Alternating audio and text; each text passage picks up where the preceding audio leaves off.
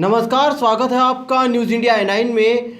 और आज हम बात करेंगे उन मुद्दों के बारे में जो मुद्दे कहीं ना कहीं देश से जुड़े हैं। आज देश की रीढ़ की हड्डी किसानों को कहा जाती है, यानी ये देश कृषि प्रधान देश है। इसके बावजूद भी आज देश का किसान क्यों नाखुश नजर आ रहा है?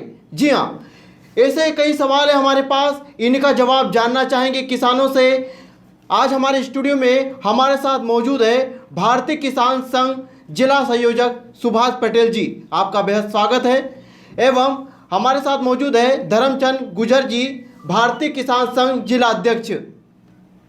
आज हम जानना चाहेंगे कि आखिरकार वो क्या कारण है जिसकी वजह से राजनीतिक पार्टियां किसानों की जो मांग होती है कहीं ना कहीं उसको दरकिनार कर आगे बढ़ जाती है। इसी को लेकर अभी कुछ दिन पहले सरकार द्वारा 3 अध्यादेश पारित किए गए। इन्हीं अध्यादेशों को लेकर सरकार का कहना है कि इन कृषि अध्यादेशों से कृषि क्षेत्र में बड़ा परिवर्तन आएगा। वे इसे ऐतिहासिक बता रहे हैं। इसी को लेकर मैं धर्मचंद जी आपसे सवाल पूछना चाहूँगा कि आखिरकार जो अध्यादेश लाए गए हैं किसान उसका विरोध क्यों कर रहे हैं, और अगर ये अध्यादेश सरकार की नज़र में सही हैं तो फिर किसान जो है इसमें क्या बदलाव चाहते हैं? सरकार जो इस अध्यादेश को लाई है इसका तो हम सम्मान करते हैं, ठीक है। बाकी किसान ये चाहता है कि जो समर्थन मूल्य है एमएसपी, उससे किसान का माल कम रेट में नहीं बिके। हमारा उसमें संशोधन चाहते हैं, क्योंकि आज देखो तो मंडी के अंदर 1600 रुपये में गेहूँ बिक रहा है, 1100 रुपये मक्का बिक रही है। तो इस तरीके से, और इसमें जो मैटर एक आता है, एक बिंदु ये है, एक तो समर्थन मूल्य से कम नहीं बिके। दूसरा बिंदु ये है कि जो अगर बाहर, जैसे सरकार ने कहा कि भाई कोई भी पैन कार्ड या आधार कार्ड से माल बाहर खरीद सकता है। अब बाहर तो माल खरीद लेगा, मगर उसकी गारंटी क्या रहेगी? अगर किसान को अगर पैसा नहीं दिया तो वो किसान कहाँ जाएगा? इसका मतलब सरकार कोई गारंटी रखे कि उसमें कहीं ना कहीं उसमें सरकार का हक हो कि उसमें किसान को पैसा दिलाया जाए। दूसरा मैटर ये आ रहा है कि अगर इसी प्रकार का विवाद होता है, आज एसडीएम और तहसीलदार के पास तो सारे काम रहते हैं, तो इसकी एक अलग से कोर्ट लगाई जाए जिससे किसान को फायदा हो कि भाई 8 दिन के 1 सप्ताह का एक समय दिया जाए, 1 सप्ताह के अंदर इसका निराकरण हो, ऐसी एक कोर्ट की व्यवस्था की जाए। दूसरा बिंदु ये है कि जो ग्रुप के माध्यम से सरकार चाहती है कि मतलब जैसे लघु उद्योग है, जैसे 2 एकड़ 2.5 एकड़ की जो ज़मीन आती है, ज़मीन के ऐसे छोटे जोत के किसानों की ज़मीन इकट्ठी करके वो एक मतलब खेती करना चाहते हैं। उसमें क्या है, एक वो रहता है, बटाई वालों का मैटर एक अलग रहता है। तो उसमें जो सरकार है उसकी कोई गारंटी ले। अब उसमें तो जो उन्होंने कानून बनाया है वो कानून बिल्कुल किसान विरोधी कानून है। किसान का उसमें कहीं से कहीं तक, यानी साफ तौर पर किसानों को लगता है कि जो अध्यादेश लाए गए हैं उसमें कई सारी खामियां नजर आ रही है। उन खामियों में सरकार को चाहिए कि संशोधन हो। हाँ। मैं दूसरे सवाल पे आना चाहूँगा। सुभाष पटेल जी, आपसे पूछना चाहूँगा कि एमएसपी को लेकर किसान जो बार बार ये आग्रह करते हैं सरकार से कि एमएसपी का जो मतलब समर्थन मूल्य है, जो फसल का जो उचित दाम है वो फिक्स किया जाए, तो इसको लेकर आप क्या कहना चाहेंगे? भाई जी, बहुत बहुत धन्यवाद आपका। मैं माननीय प्रधानमंत्री जी के जो 3 बिल हैं इसमें मैं चाहता हूं कि एक और अध्यादेश लेकर आए हूँ, और इसमें हो कि फसल का उचित मूल्य किसान को मिले। जो मिनिमम सपोर्ट प्राइस है एमएसपी, इससे कम किसान की फसल नहीं बिके, इसका कानून बनाया जाए। अभी मैं देख रहा हूँ कि प्याज के बाज़ार 30 रुपये किलो क्या हो गए। सरकार ने अफगानिस्तान से बुलवा लिया, पाकिस्तान से बुलवा लिया। पहले तो ये तो पता चले कि किसान को प्याज का भाव क्या है, उसको 10 रुपये मिलना है कि 15 रुपये मिलना है, उसका भाव ही नहीं निर्धारित है, और प्याज के भाव बढ़ गए। किस हिसाब से प्याज के भाव बढ़ गए, उसका भाव तय हो तो पता चले प्याज के भाव बढ़ गए। जब किसानों ने पूरे लॉकडाउन में, पूरे इस कोरोना काल में अपनी प्याज की फसल फेंकी, उसको बड़ी मुश्किल से 2 रुपये 1.5 रुपये किलो के भाव नहीं मिले, और आज जब 30 रुपये किलो हो गया तो सरकार ने बाहर से प्याज मतलब उसका बुलवा लिया। मैं इस देश के नेताओं से और जो देश के आम आदमी उससे पूछना चाहता हूँ कि जिस प्रकार इनकी तनख्वाहें बढ़ती है, मास्टरों की तनख्वाहें बढ़ती है, सांसद विधायकों की तनख्वाहें बढ़ती है, हम किसान कभी विरोध नहीं करते आपका रोड पे उतर के, लेकिन अगर प्याज के भाव बढ़ जाते हैं तो आप तो मालाएं पहन के उतर जाते हो रोड पे। और जिस हिसाब से आप इसका विरोध करते हो, कभी किसान के खेत में, कभी किसान के घर जाके देखा है इसको लागत कितनी लगती है? तो कहीं ना कहीं एमएसपी को लेकर सरकार ने सख्त से सख्त कानून बनाने चाहिए और अगर कानून बनता है तो ही किसानों का फायदा होगा। एमएसपी से नीचे कोई भी उपज नहीं बिके किसान की।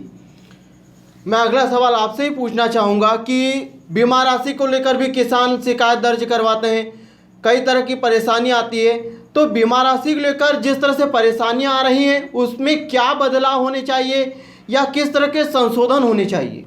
बीमा राशि को लेकर मेरा प्रश्न ये है कि कई बार किसानों के खेत में जल भराव हो जाता है, अचानक कई बार ओला पाला गिर जाता है। जो बीमा कंपनियों ने अपने टोल फ्री नंबर दिए हैं उस पर कभी फ़ोन नहीं लगता। पटवारी को फ़ोन लगाओ तो बोलता है कि अभी उद्यानिकी से आदेश नहीं आए, उद्यानिकी वाले को फ़ोन लगाओ तो बोला अभी एसडीएम से आदेश नहीं आए, एसडीएम को फ़ोन लगाओ तो बोले कलेक्टर से आदेश नहीं आए। तो किस प्रकार की बीमा नीति है? बीमा नीति ऐच्छिक होना चाहिए, किस खेत को इकाई माना जाए, किसान की इकाई माना जाए। अगर किसी व्यापारी की या किसी उद्योगपति की फैक्ट्री में आग लग जाती है तो उसका पूरा आकलन करके उसको तो मतलब तत्काल बीमा दिया जाता है। लेकिन किसान की खेत में अगर फसल पूरी डूब जाती है, सड़ जाती है, खराब हो जाती है, उसके लेकर कोई भी जवाबदार अधिकारी कोई जवाब ही नहीं देता। किसान बेचारा अपने आप को ठगा महसूस करता है। तो किस काम की बीमा नीति इस प्रकार की? और जो बीमा अभी 2 रुपये और 4 रुपये डला है, इसको लेकर यहाँ का डीडीए बोल रहा है कि किसान खुश है। भाई 5 रुपये लेकर क्या खुशी मिल जाएगी हमको? धर्मचंद जी, अगला सवाल आपसे पूछना चाहूँगा कि आज जिस तरह से किसान की फसल बर्बाद होती है, आज फिलहाल कुछ ही दिनों में सोशल मीडिया पर ये काफ़ी मैसेज आ रहे हैं कि किसी किसान को 100 रुपये आए या किसी किसान को 40 रुपये आए। तो मैं इसी को लेकर आपसे सवाल पूछना चाहूँगा कि जब एक किसान की फसल ख़राब होती है तो वो सीधे तौर पर अपने जो क्षेत्र अधिकारी हैं उनसे संपर्क करते हैं, तो क्या कहीं ना कहीं उन अधिकारियों की वजह से भी जो समस्या है किसान की वो राज्य स्तर जो अधिकारी हैं उन तक नहीं पहुंच पाती, या सीधे तौर पर ये कहा जा सकता है कि जो उनका तालमेल है अधिकारियों का वो कहीं ना कहीं गड़बड़ा जाता है, उसका खामियाजा एक किसान को भुगतना पड़ता है? आज जो मैंने स्थितियाँ देखी आज खंडवा जिले में, आज किसी को 7 रुपये बीमा आ रहा है, किसी को 50 रुपये, किसी को 100 रुपये। इसका कारण है कि कहीं ना कहीं शासन और प्रशासन और बीमा कंपनी इन तीनों की साठगांठ के कारण आज किसान, जबकि बीमा जब करता है, जब करोड़ों से पैसा जाता है बीमा कंपनी को और आता जब लाखों से पैसा आता है, तो इसका कारण क्या है? कहीं ना कहीं किसान और इनकी अधिकारियों की नेताओं के साथ तालमेल के कारण आज किसान को शोषण यानी साफ तौर पर तालमेल की कमी नजर आती है, जिसका खामियाजा किसान को भुगतना ही पड़ता है। अब ऊपर से नेताओं को फोन आते हैं अधिकारियों के पास में, अब अधिकारी छोटे अधिकारी को पटवारी को बोलेंगे कि भैया इस सर्वे लिख लो, अब तो आपकी ये फसल है। जबकि हम चाहते हैं कि पिछले साल पूरी 80% हमारी फसल पूरी बर्बाद हो गई थी, 20% मात्र थी पूरे जिले के अंदर जी। तो आज किसी को 7 रुपये क्यों और किसी को 50,000 रुपये क्यों? इसका क्या मतलब तालमेल क्या है इसका? यानी कहीं ना कहीं किसान को ही सीधे तौर पर नुकसान भुगतना पड़ता है इसका। मैं अगला सवाल आपसे पूछना चाहूँगा कि आप क्या बीमा नीति को लेकर कहना चाहेंगे? किस तरह के कई छोटे मोटे बदलाव हो जिससे किसान को राहत मिले? अब इसमें एक तो हमारी मांग ये है कि जो बाबा आदम के ज़माने की जो अनावरी चल रही है जी, तो अनावरी जैसे 2.5 कुंटल बता रहे हैं 1 हेक्टेयर में, तो आज मतलब उत्पादन तो अनावरी के माध्यम से जो बीमा कंपनी में जो करता है कि भाई आपके 2.5 कुंटल आ गए, मतलब 100% आपकी फसल आ गई। तो इसमें अनावरी का संशोधन किया जाए, पहला मुद्दा। और दूसरा मुद्दा, खेत को इकाई मानी जाए। अब इनका कहना है कि भाई 24 घंटे के अंदर तत्काल अगर फ़ोन किया जाए तो उसका सर्वे होगा, तो ना तो बीमा कंपनी को फ़ोन लगता है, ना कृषि विभाग को फ़ोन लगता है, ना राजस्व विभाग को फ़ोन लगता है। तो फिर किसान करेगा तो क्या करेगा इसमें? यानी कहीं ना कहीं साफ तौर पर इन बातों से एक बात तो साफ हो जाती है कि जो भी किया धरा रहता है वो अधिकारियों का ही रहता है, यानी साफ तौर पर उसका खामियाजा किसान को ही भुगतना पड़ता है। मैं अगला सवाल सुभाष जी आपसे पूछना चाहूँगा कि आज जिस तरह से नकली बाजार का दौर चल रहा है और जिस तरह से मार्केट में नकली दवाई खाद बीज किसानों को दी जा रही है, कहीं ना कहीं इसका आर्थिक नुकसान किसान को ही भुगतना पड़ता है। तो इसको लेकर भी जिला स्तर पर जो अधिकारी है या जो क्षेत्रीय अधिकारी हैं वो किसी प्रकार की कोई नकेल नहीं कस पा रहे हैं, तो क्या इसको लेकर भी कुछ नियम बनाने चाहिए? जिस प्रकार से किसानों की फसलें कई बार अपन देखते हैं कि बर्बाद हो जाती हैं, उसका कई बार मुख्य कारण बनता है बीज। वो बीज इतना ख़राब है, इतना घटिया क्वालिटी का, जैसे मंडी से उठा के कई व्यापारी उसको पैक कर देते हैं और मतलब किसान को बीजे के नाम पे बेच देते हैं। कई बार खाद उसमें मट्टी मिली रहती है, उसमें कई प्रकार के रासायनिक दूसरे कारण रहते हैं, तो उसके कारण उसको फसल का खेत में उसके रिजल्ट नहीं मिल पाते। अभी मैं पिछले ही हफ्ते अपने यहाँ देख रहा हूँ कि कई प्रकार की दवाइयाँ मार्केट में नकली बिक रही है और आज भी धड़ल्ले से नकली दवाइयाँ चल रही है। यहाँ के जो कृषि अधिकारी हैं, जो किसानों की ही नाम से रोटी अपने घर में खाते हैं, उन्हीं के नाम से उनको तनख्वाहें दी जाती है।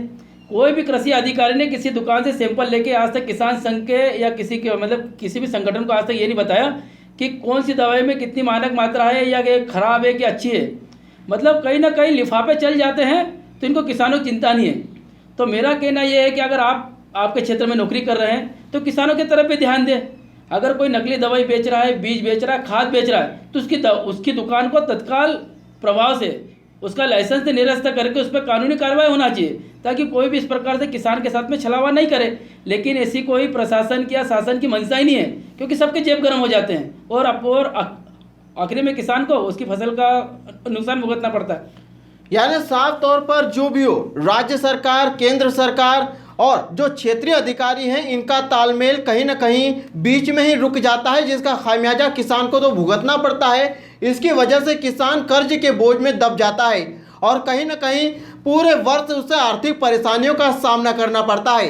लेकिन सबसे बड़ा सवाल यह है कि जिस सरकार को किसान चुनती है और जिस सरकार को आगे बढ़ाने के लिए दिन रात किसान अपने कार्य में लगा रहता है, उसी किसान के साथ धोखा क्यों किया जाता है? और जब किसान से समय पर प्रीमियम भरवाई जाती है तो फिर किसान की जो फसल नुकसान होती है उसका जो मुआवजा राशि होनी चाहिए वो समय पर क्यों नहीं दिया जाता है?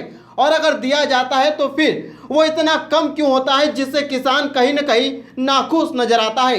यानी साफ तौर पर सरकार को किसानों के हित के लिए कोई ठोस नीति अपनानी पड़ेगी, ताकि आने वाले समय में किसान की आर्थिक स्थिति को मजबूत किया जा सके। और जिस प्रकार भारत के प्रधानमंत्री नरेंद्र मोदी ने कहा है कि 2022 तक किसानों की आय दोगुनी की जाएगी, अगर यही दिन रहा तो शायद इस मुकाम तक पहुंच पाना नामुमकिन रहेगा। अब देखना यह है कि इस नीति को लेकर क्या संशोधन किए जाते हैं और किस तरह किसानों की समस्या को संज्ञान में लेकर इस पर चर्चा की जाएगी। आपका बेहद स्वागत जो आप हमारे कार्यक्रम में आए। जल्द नए मुद्दे पर फिर मुलाकात होगी। नमस्कार। धन्यवाद भाई साहब, जो आज किसानों को मुद्दा आपने आपके चैनल के माध्यम से रखा। जी।